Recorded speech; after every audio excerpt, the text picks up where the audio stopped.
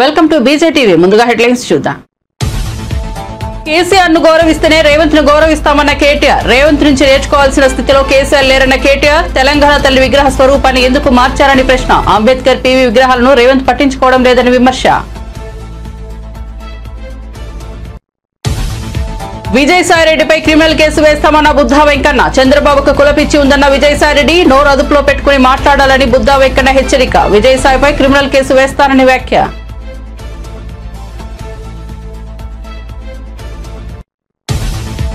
కేసీఆర్ కుటుంబం 10 ఏళ్ల పాటు తెలంగాణను దోచుకుందన్న మహేష్ కుమార్ గౌడ్. బీఆర్ఎస్ 10 ఏళ్ల పాలనలో 50,000 ఉద్యోగాలు ఇచ్చిందని విమర్శ. ఇప్పుడు అన్ని రంగాల్లో కాంగ్రెస్ మార్క్ పాలన కనిపిస్తోందన్న టీపీసీసీ చీఫ్. లక్షల కోట్లు కొల్లగొట్టిన బీఆర్ఎస్ కు మళ్లీ అధికారం ఇస్తారని ఎద్దేవా. సినిమా బెనిఫిట్ షోలపై మంత్రి కోమటిరెడ్డి సంచలన వ్యాఖ్యలు. పుష్ప 2 సినిమా బెనిఫిట్ షో సందర్భంగా తొక్కిసలాటలో ఒక మహిళ మృతి. ఇకపై బెనిఫిట్ షోలకు అనుమతులు ఇవ్వబోమన్న కోమటిరెడ్డి.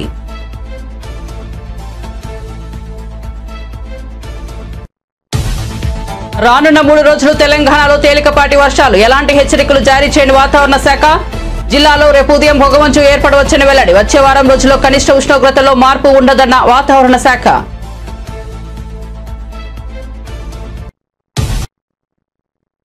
ఇక వార్త వివరాల్లోకి వెళ్తే, ప్రపంచంలో 4 ఐటీ ప్రొఫెషనల్స్ తో ఒక భారతీయులేనని సీఎం చంద్రబాబు నాయుడు తెలిపారు. విశాఖ నేషనల్ డిప్టెక్ కాంక్లేవ్ లో ఆయన పాల్గొన్నారు. ఈ సందర్భంగా చంద్రబాబు మాట్లాడుతూ ఏపీని నాలెడ్జ్ హబ్ గా మార్చేందుకు ప్రయత్నం చేస్తున్నామన్నారు. ఇందుకు A4 కాన్సెప్ట్ తో పనిచేస్తున్నామని చెప్పారు. పేదరికాన్ని నిర్మూలించడమే తమ లక్ష్యమని చెప్పారు. ఉపాధి కల్పించే కంపెనీలకు ప్రభుత్వం నుంచి ప్రోత్సాహకాలు ఇస్తామన్నారు. అన్ని రకాల విద్యా సంస్థలు ప్రపంచంతో పోటీపడేలా తీర్చిదిద్దుతామని చంద్రబాబు తెలిపారు. ఫుడ్ సప్లైలోనూ ఆంధ్రప్రదేశ్ గ్లోబల్ హబ్ అని చంద్రబాబు స్పష్టం చేశారు. ప్రకృతి వ్యవసాయంపై ఏపీ చేసిన ప్రయోగాలు ప్రపంచంలో మరెక్కడా జరగలేదన్నారు. టెక్నాలజీ మన నిత్య జీవితంలో భాగమైందన్నారు. టెక్నాలజీ, విద్యుత్ రంగంలో సంస్కరణలు చేసిన ఘనత తమదేనని చెప్పారు. That means we are starting now WhatsApp governance. Government always wanted to control. As a matter of fact, we want to facilitate. We are forgetting facilitator role, then we are entering to controller role. For example, as you rightly mentioned, only human beings born only once and also die once. For these two things, MRO is going to update continuously with his discretion. What is the fun? I don't understand. Once he was born, it is noted, automatically anybody will come, date of birth has to give automatically. Absolutely. Wherever he is. Yeah. Nativity cannot be changed. True. Caste cannot be changed. Correct. Pass percentage of schools or certificates, college certificate marks cannot be changed. I agree. All these things you have to go to pillar to post every year. Very soon you are going to see, you need not go to anywhere. All these things you can download anywhere in the world at your country.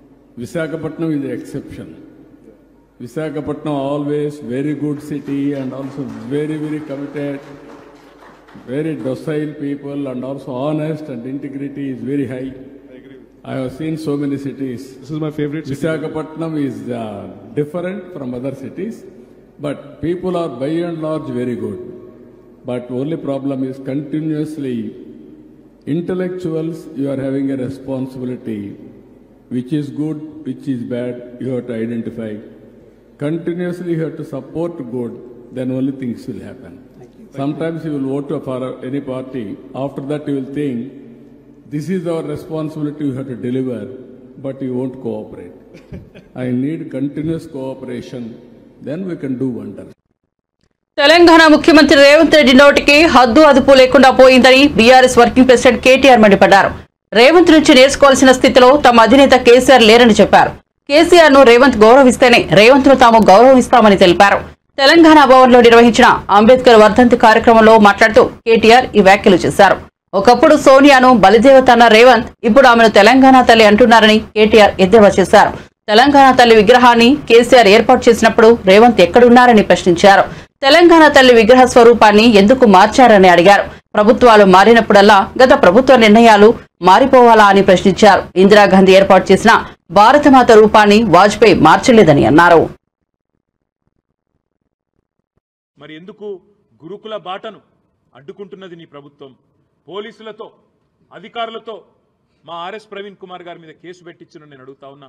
మా విద్యార్థి నాయకుల మీద కేసులు పెడతా ఉన్నారని నేను అడుగుతా ఉన్నా.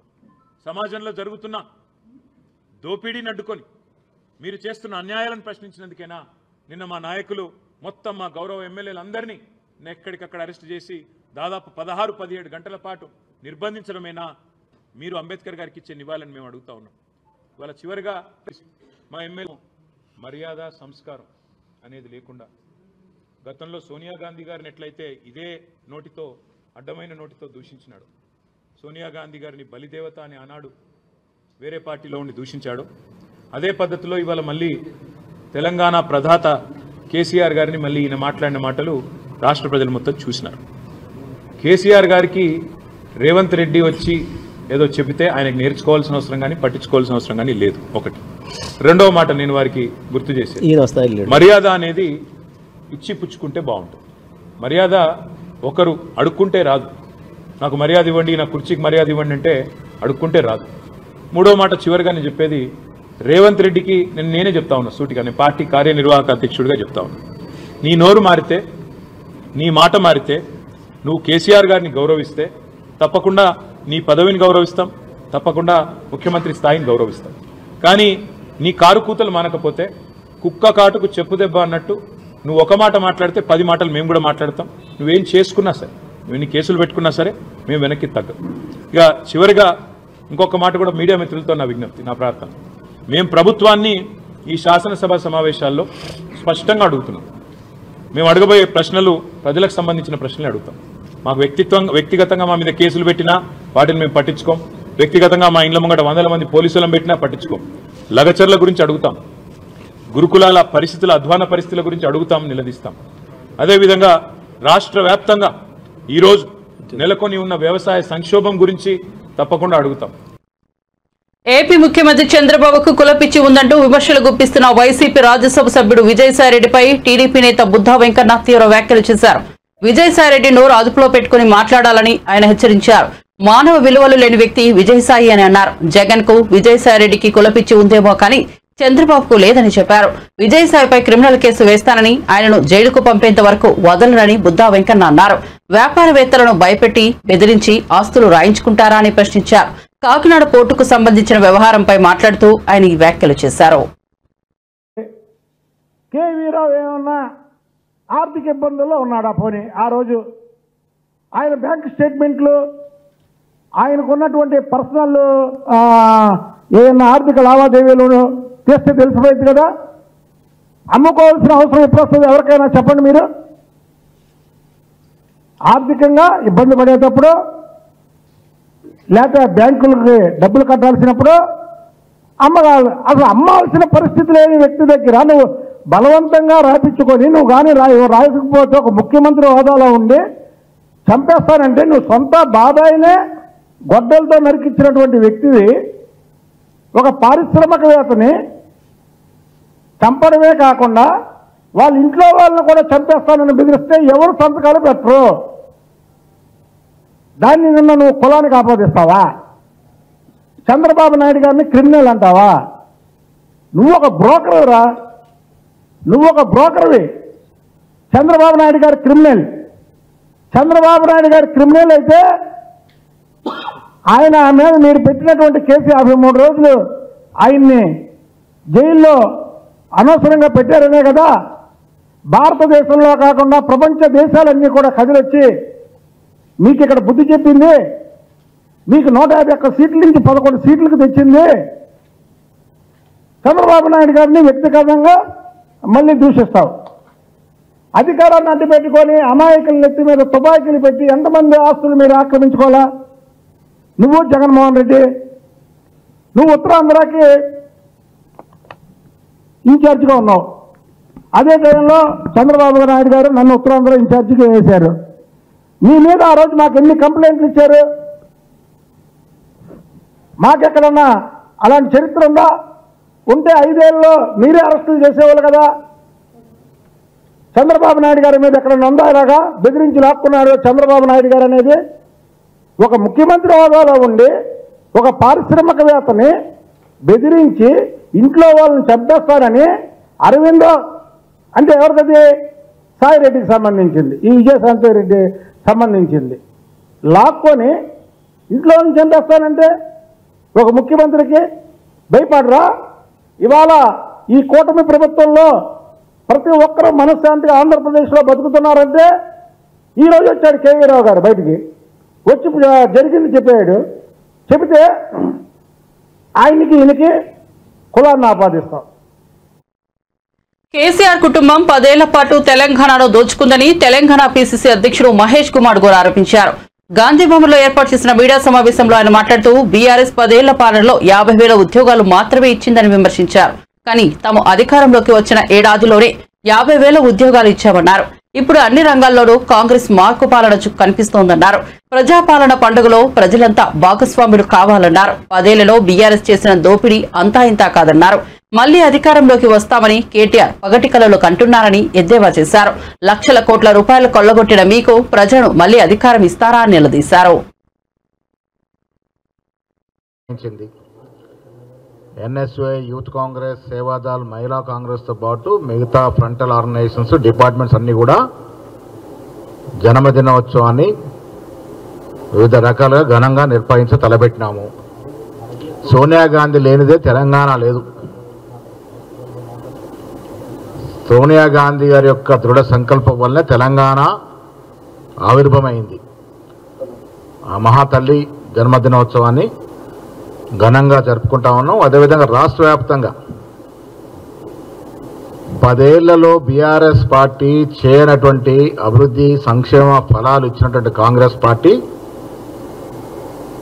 సంవత్సరం పూర్తి చేసుకున్న సందర్భంగా ప్రజలకు ఇచ్చినటువంటి సంక్షేమ ఫలాలు, అభివృద్ధి ఫలాల మీద పండగ జరుపుతూ ఉంది.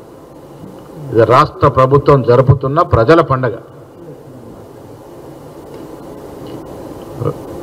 ఇది రాష్ట్ర ప్రభుత్వం హయాంలో జరుగుతున్న రైతుల పండగ, విద్యార్థి నిరుద్యోగుల పండగ, మహిళల పండగ, కార్మిక, కర్షక, వ్యవసాయ, పారిశ్రామిక వ్యక్తులందరూ జరుపుకున్నటువంటి రాష్ట్ర పండగ. ఈ పండగలో అందరూ పాల్పంచుకోవాలని విజ్ఞప్తి చేస్తూ 10 ఏళ్ల టీఆర్ఎస్ పాలనలో 10 ఏళ్లలో వారు 50,000 ఉద్యోగాలు, ప్రభుత్వ ఉద్యోగాలు ఇస్తే మేము 9 మాసాల్లో 50,000 ఇచ్చి డిసెంబర్ 7 నాటికి 56,000 పైచిలకు ఉద్యోగాలు ఇస్తా ఉన్నాము. వాళ్ళు 10 ఏళ్లలో ఇచ్చింది మేము సంవత్సరంలో ఇస్తా ఉన్నాం. ఇది గత ప్రభుత్వానికి ఇప్పుడున్న ప్రభుత్వానికి తేడా. ఇది ప్రజలు గమనించాలి. నీళ్ల పేరిట ఏ రకంగా దోపిడీ జరిగింది, నిధులు ఏ రకంగా దుర్వినియోగమైనాయి, నియామకాలు కొందరికే పరిమితమైన సందర్భం. అలాంటి సంఖ్యల ప్రభుత్వం నుంచి గత సంవత్సరం డిసెంబర్ 3న ప్రజాపాలన ఈ రాష్ట్రంలో ఏర్పాటైంది. రేవంత్ రెడ్డి గారు ముఖ్యమంత్రిగా, భట్టి గారు ఉప ముఖ్యమంత్రిగా, సీనియర్ నాయకులందరూ మంత్రులుగా ఈ రాష్ట్రంలో స్వపరిపాలన, ప్రజాపాలన జరుగుతూ ఉంది. నిర్బంధం లేని పరిపాలన జరుగుతూ ఉంది. అన్ని రంగాల్లో ముఖ్యంగా వ్యవసాయం, విద్య, వైద్యం ప్రామాణికంగా ముఖ్యమంత్రి గారు ప్రయారిటీగా ముందుకు వెళ్తున్న తరుణం. స్టార్ హీరోల సినిమాల బెనిఫిట్ షోలు వేసుకోవడానికి ఏపీ, తెలంగాణ ప్రభుత్వాలు అనుమతులు ఇస్తుండడం తెలిసిందే. అల్లు అర్జున్ తాజా చిత్రం పుష్ప 2కు కూడా ఇరు రాష్ట్ర ప్రభుత్వాలు బెనిఫిట్ షోలకు అనుమతులు ఇచ్చాయి. అయితే హైదరాబాద్ సంధ్యా థియేటర్ వద్ద బెనిఫిట్ షో సందర్భంగా జరిగిన తొక్కిసలాటలో ఒక మహిళ ప్రాణాలు కోల్పోవడం కలకలం రేపింది. ఈ నేపథ్యంలో మంత్రి కోమిటిరెడ్డి వెంకటరెడ్డి సంచలన వ్యాఖ్యలు చేశారు. ఇకపై ఏ సినిమాకు కూడా బెనిఫిట్ షోకు అనుమతులు ఇవ్వబోమని ఆయన చెప్పారు. పేరు కోసం కాదు కదా మేము చేసింది. ఇది ఫ్లోరైడ్ మర్రిగూడెం, శివనగూడెం తర్వాత 10 ppm పార్ట్స్ పర్ మిలియన్ అంటారు. ఏడవల్లి గ్రామానికి రాజశేఖర రెడ్డి గారు మొదటి పల్లె బాటలు వచ్చినప్పుడే అప్పుడు ఫ్లోరైడ్ నీళ్ళు తాగుతున్నాయి. 600 కోట్లు అనౌన్స్ చేసి ఎల్ఎన్టీ కంపెనీ ద్వారా ఎమ్మడే పనులు చేసి కృష్ణా వాటర్ ఇచ్చింది. ఆగస్టు 5, 2004 ఆయన డేటు. ఇది ఆగస్టు 8, 2008 ఫౌండేషన్. ఇది 1,00,000 మందితో పెట్టిన ఆ రోజు దేవరకొండ జిల్లా మాత్రమే. ఇది నా కోసం కాదు, నాకున్నది 3 ఎకరాల భూమి ఊర్లో, 3 ఎకరాలే ఉంటుంది నాకు. టోటల్ లేవు, ఫామ్ హౌస్ లేవు. మేము ప్రజల కోసం ఈ ఏరియాల పక్కకే మూసిపోతుంది, నార్కట్టపల్లి పక్క నుంచి. ధర్మారెడ్డి పిల్లాయిపల్లి గారి గత్యంతరం లేక ఆ నీళ్ళ కోసం కొట్లాడినాం. మా వీరేశం గారు కూడా అప్పుడు ఎమ్మెల్యే టీఆర్ఎస్లో ఉన్న అసెంబ్లీలో 4-5 సార్లు మాట్లాడాడు. నేను ముఖ్యమంత్రి గారు చెప్తే కేసీఆర్ గారు 2016 డిసెంబర్ 31 నీళ్ళు ఇస్తా, అది మీ సొంత ఊరు, నువ్వు కొట్లాడి రాజశేఖర రెడ్డి తెచ్చుకున్నావు అని చెప్పి అసెంబ్లీ రికార్డులో ఉన్నది. ఇప్పుడు మీకు తీసి పంపిస్తాను. అయినా ఆ మాట కూడా తప్పిండు. ఎంత 400 కోట్లు ఏ పార్టీ పేరు కోసం కాదు కదా మేము చేసింది. ఇది ఫ్లోరైడ్ మర్రిగూడెం శివనగూడెం తర్వాత 10 ppm పార్ట్స్ పర్ మిలియన్ అంటారు. ఏడవల్లి గ్రామానికి రాజశేఖర రెడ్డి గారు మొదటి పల్లె బాటలు వచ్చినప్పుడే అప్పుడు ఫ్లోరైడ్ నీళ్ళు తాగుతున్నాయి. 600 కోట్లు అనౌన్స్. తమ పార్టీ ఎమ్మెల్యేలు నేతల అరెస్టులకు నిరసనగా హైదరాబాద్ ట్యాంక్ బండ్ వద్ద ధర్నాకు బీఆర్ఎస్ పిలుపునిచ్చింది. దీంతో ఆ పార్టీ ఎమ్మెల్యేలు కీలక నేతలను పోలీసులు హౌస్ అరెస్ట్ చేస్తున్నారు. మాజీ మంత్రి ఎమ్మెల్యే హరీష్ రావును కూడా గృహ నిర్బంధం చేశారు. ఈ నేపథ్యంలో తన నివాసం నుంచి హరీష్ రావు ఎక్స్ వేదికగా స్పందించారు. రాష్ట్ర వ్యాప్తంగా బీఆర్ఎస్ నాయకులు, కార్యకర్తలను ఎక్కడికక్కడ అరెస్టులు, నిర్బంధాలు చేయడాన్ని తీవ్రంగా ఖండిస్తున్నామని హరీష్ అన్నారు. రాజ్యాంగ నిర్మాత డాక్టర్ బిఆర్ అంబేద్కర్ వర్ధంతి సందర్భంగా నివాళులు అర్పించేందుకు వెళ్లనివ్వకుండా ఈ నిర్బంధాలు ఎందుకని ప్రశ్నించారు. 10 ఏళ్ల బీఆర్ఎస్ పాలనలో విద్యుత్ రంగం నిర్లక్ష్యానికి గురైందని డిప్యూటీ సీఎం బట్టి విక్రమార్క అన్నారు. రాష్ట్ర సచివాలయంలో మీడియా సమావేశం నిర్వహించారు. ఈ సందర్భంగా ఆయన మాట్లాడుతూ మార్చి నుంచి రాష్ట్రంలో జీరో విద్యుత్ బిల్లు అమలు చేస్తున్నట్లు తెలిపారు. జీరో బిల్లు వల్ల సుమారు 50 లక్షల కుటుంబాలు లబ్ధి పొందాయని అన్నారు. రాష్ట్రంలోని అన్ని రకాల విద్యా సంస్థలకు ఉచిత విద్యుత్ అందిస్తున్నట్లు తెలిపారు. దీంతో దాదాపు 39,000కు పైగా విద్యా సంస్థలకు ఉచిత విద్యుత్ ఇస్తున్నట్లు చెప్పారు. విద్యా సంస్థలకు ఉచిత విద్యుత్ కింద 199 కోట్లు ఖర్చు చేసినట్లు తెలిపారు. అది పడుతున్నటువంటి బాధలు కానీ, లేకపోతే యాదాద్రి పవర్ ప్రాజెక్టులో మొదలుపెట్టి దానికి ఎన్విరాన్మెంటల్ క్లియరెన్స్ మధ్యలో క్యాన్సిల్ చేస్తే దాన్ని పట్టించుకోకుండా గాలికి వదిలేస్తే అది అలా పడిపోవటం కానీ, వీటన్నిటి దృష్ట్యా వచ్చిన రాగానే ముందు వీటన్నిటిని రివ్యూ చేయడం జరిగింది. ఏం చేయాలి, ఎలా పోవాలి, సబ్ క్రిటికల్ టెక్నాలజీతో పడిన భారం ఎంతో కూడా నేను మీ దృష్టికి తీసుకుని వస్తాను. అట్లాగే యాదాద్రి పవర్ సంబంధించి కూడా వాటన్నిటి లెక్కలు ఇచ్చే ముందు మీకు కొన్ని సమాచారం కూడా ఇవ్వాలనేటువంటి ఆలోచనతోనే మిగతా విషయాలు మీ దృష్టి తీసుకొస్తాం. మార్చి 14, 2024 కల్లా 308.54 మిలియన్ యూనిట్ అత్యధిక వినియోగాన్ని నమోదు చేయడం జరిగింది రాష్ట్రంలో. దానికంటే ముందు మార్చి 8, 2024న 15,623 మెగావాట్ల గరిష్ట పీక్ డిమాండ్ను అధిగమించడం కూడా జరిగింది. ఈ గత ఏడాదితో పోల్చుకుంటే ఈ సంవత్సరం విద్యుత్ డిమాండ్ వినియోగంలో రాష్ట్రం గణనీయమైన వృద్ధిని సాధించింది. వీటన్నిటిని దృష్టిలో పెట్టుకొని మేము మారుతున్నటువంటి పరిస్థితుల్లో ప్రపంచంలో థర్మల్ పవర్ సంబంధించి లేకపోతే ఈ కోల్ వేస్ట్ పొల్యూషన్ ఎక్కువ అవుతుంది కాబట్టి ఈ గ్రీన్ అండ్ క్లీన్ ఎనర్జీకి వెళ్ళి ప్రపంచం అంతా బయలుదేరుతున్న పరిస్థితుల్లో వస్తున్నటువంటి నివేదికల ఆధారంగా తీసుకోవాల్సిన నిర్ణయాలను బట్టి ఈ తెలంగాణ ప్రభుత్వం కూడా పూర్తి స్థాయిలో గ్రీన్ ఎనర్జీ పైన దృష్టి పెట్టింది. మేము 2030 నాటికల్లా దాదాపు 20,000 మెగావాట్ల ఎనర్జీని గ్రీన్ ఎనర్జీని ఇవ్వాలనేటువంటి ఆలోచనతో ఉన్నాం.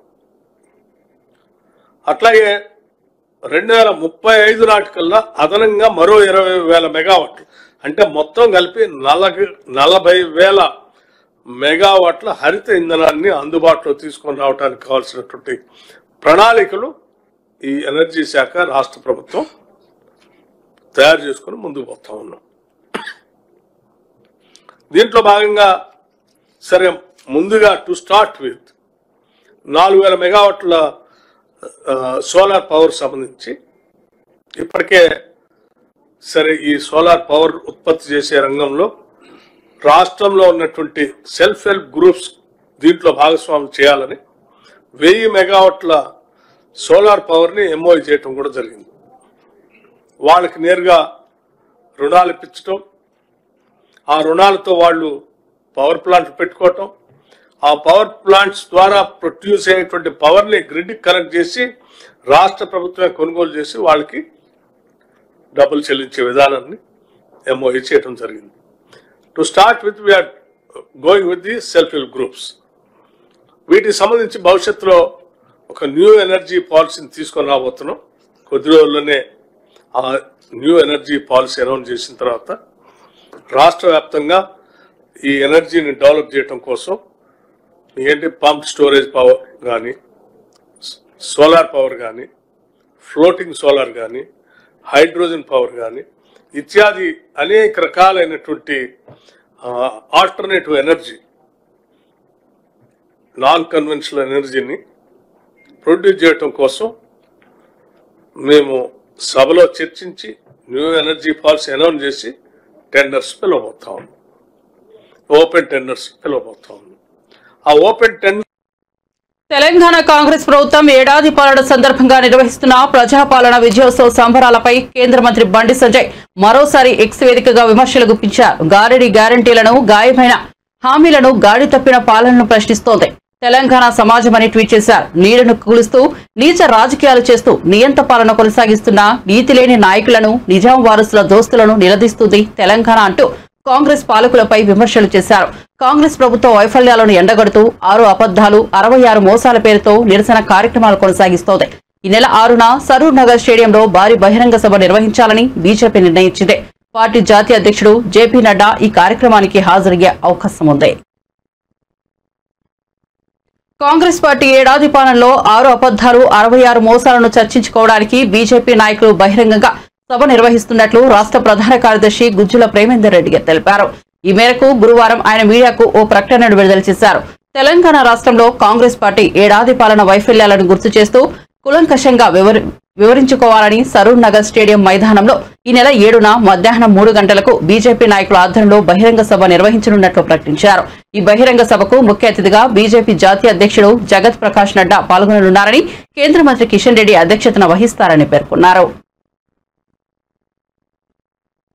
తిరుమల శ్రీవారిని పలువురు రాజకీయ ప్రముఖులు దర్శించుకున్నారు. శుక్రవారం వీఐపీ ప్రారంభ విరామ దర్శన సమయంలో ఏపీ మంత్రి వాసంశెట్టి సుభాష్, ఎమ్మెల్యే సోమిరెడ్డి చంద్రమోహన్ రెడ్డి, తెలంగాణ మంత్రి పొంగులేటి శ్రీనివాసరెడ్డి వేరువేరుగా స్వామివారి సేవలో పాల్గొన్నారు.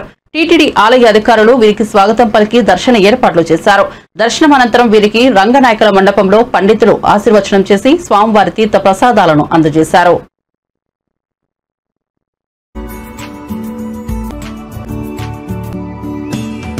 రాష్ట్రాల బంధం కూడా మంచిగా ఉండే విధంగా ఆ భగవంతుడు దీవించాలని, అదే రకంగా తెలంగాణ రాష్ట్ర ప్రజలు ప్రత్యేకంగా ఈ స్వామివారికి దర్శనం కోసం ఇక్కడికి వస్తుంటారు. వారి కోరికలను కూడా తీర్చాలని మనస్ఫూర్తిగా కోరటం జరిగింది. శ్రీవారిని దర్శించుకోవడం ఎప్పుడు అదృష్టంగానే భావిస్తాం. ఏ పదవుల్లో ఉన్నా సరే అందరూ సమానం అనే భావన ఈ మధ్యకాలంలో కనిపిస్తూ ఉంది. అలాగే కంప్లైంట్ బుక్ అనేది అక్కడ ఈ మధ్య కాలంలో మనం చూస్తూ ఉన్నాం. అక్కడ గత కంప్లైంట్ బుక్లో గత రివ్యూలు చూస్తే అందరూ కూడా పాజిటివ్ రెస్పాన్సే ఉంది. ప్రసాదం మనందరికీ తెలుసు, ప్రసాదం యొక్క నాణ్యత బాగా పెరిగింది. ఈ యొక్క ప్రసాదాలలో నాణ్యత పెంచమని నారా చంద్రబాబు నాయుడు గారు ప్రత్యేక శ్రద్ధ తీసుకోవడం ఇక్కడే కాదు, ప్రతి ఆలయాల్లో కూడా ప్రసాదాల యొక్క నాణ్యత పెరిగాయి, భక్తి భావాలు కూడా పెరిగాయి. హీరో అక్కినేని నాగ చైతన్య, నటి ధూళిపాల శోభిత ఒక్కటైన విషయం తెలిసిందే. అయితే ఇప్పుడు ఈ జంట ఆలయాలను సందర్శిస్తోంది. శుక్రవారం శ్రీశైలం మల్లన్నను దర్శించుకుంది. ఆలయ మహాద్వారం ద్వారా మల్లికార్జున భ్రమరాంబిక సేవలో పాల్గొన్నారు. స్వామి అమ్మవారికి ప్రత్యేక పూజలు చేశారు. మల్లికార్జున స్వామివారికి ప్రత్యేకంగా రుద్రాభిషేకం నిర్వహించారు. నూతన దంపతులతో పాటు హీరో నాగార్జున కూడా స్వామివారిని దర్శించుకున్నారు. ఈ సందర్భంగా చైతన్య, శోభితను అర్చకులు ఆశీర్వదించి ప్రసాదాలు అందజేశారు.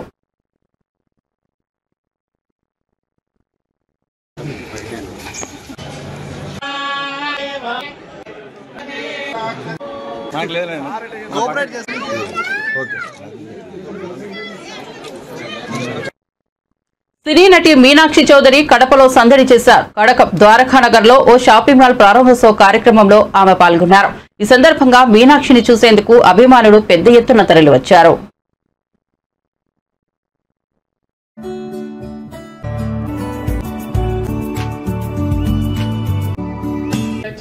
నుంచి నాకు అది ఎక్సైట్మెంట్ ఉంది. పండుగ అయినా వేదిక ఏదైనా I would be excited to go shopping and we would look for stores like these.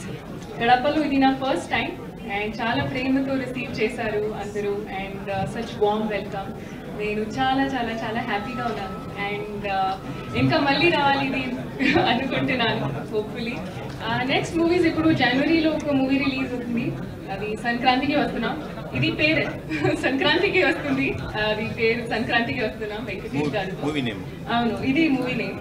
కొంచెం మూవీస్ కూడా నేను సైన్ చేశాను తమిళ్లో కూడా అండ్ తెలుగులో. సో ఒక ఒఫిషియలీ అనౌన్స్ చేస్తే I will be able to tell.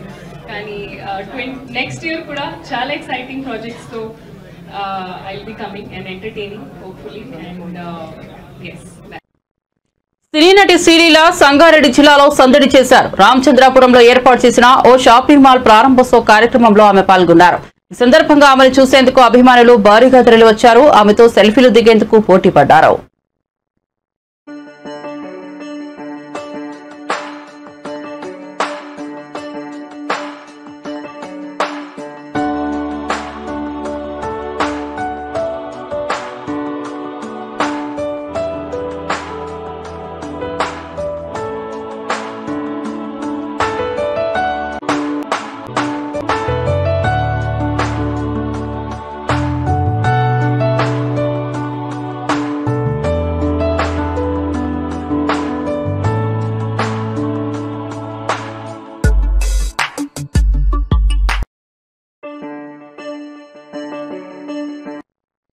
నంద్యాలలో సినీ నటి కృతి శెట్టి సందడి చేశారు. పట్టణంలోని శ్రీనివాస సెంటర్ లో నూతనంగా ఏర్పాటు చేసిన ఓ షాపింగ్ మాల్ ను ప్రారంభించేందుకు ఆమె వచ్చారు. ఈ సందర్భంగా ఆమెను చూసేందుకు అభిమానులు అధిక సంఖ్యలో తరలి వచ్చారు. కృతి శెట్టి డాన్స్ చేసి అభిమానులను ఉత్సాహపరిచారు.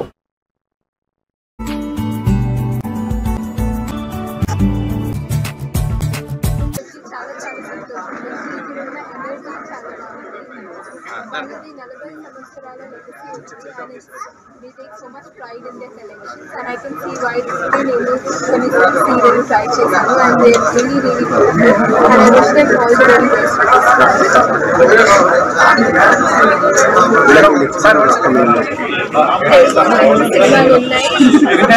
So 1 week announcement.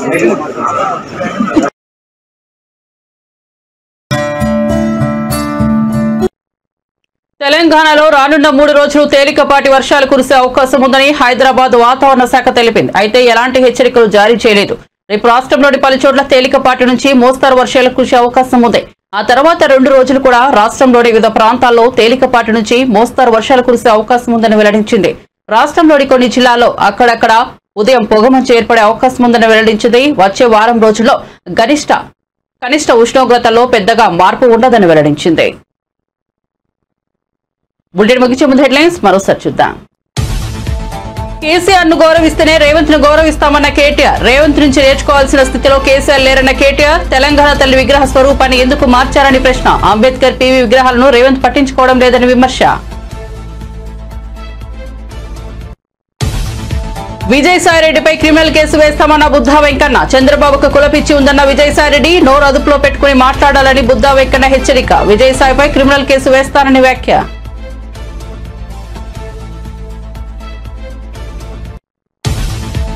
కేసీఆర్ కుటుంబం 10 ఏళ్ల పాటు తెలంగాణను దోచుకుందన్న మహేష్ కుమార్ గౌడ్. బీఆర్ఎస్ 10 ఏళ్ల పాలనలో 50,000 ఉద్యోగాలు ఇచ్చిందని విమర్శ. ఇప్పుడు అన్ని రంగాల్లో కాంగ్రెస్ మార్క్ పాలన కనిపిస్తోందన్న టీపీసీసీ చీఫ్. లక్షల కోట్లు కొల్లగొట్టిన బీఆర్ఎస్ కు మళ్లీ అధికారం ఇస్తారని ఎద్దేవా. సినిమా బెనిఫిట్ షోలపై మంత్రి కోమటిరెడ్డి సంచలన వ్యాఖ్యలు. పుష్ప 2 సినిమా బెనిఫిట్ షో సందర్భంగా తొక్కిసలాటలో ఒక మహిళ మృతి. ఇకపై బెనిఫిట్ షోలకు అనుమతులు ఇవ్వబోమన్న కోమటిరెడ్డి.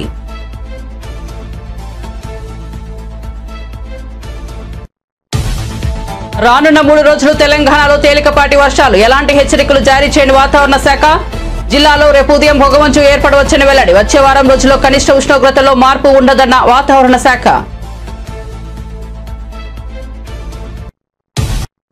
మరిన్ని అప్డేట్స్ కోసం చూస్తూనే ఉండండి బీజేటీవీ.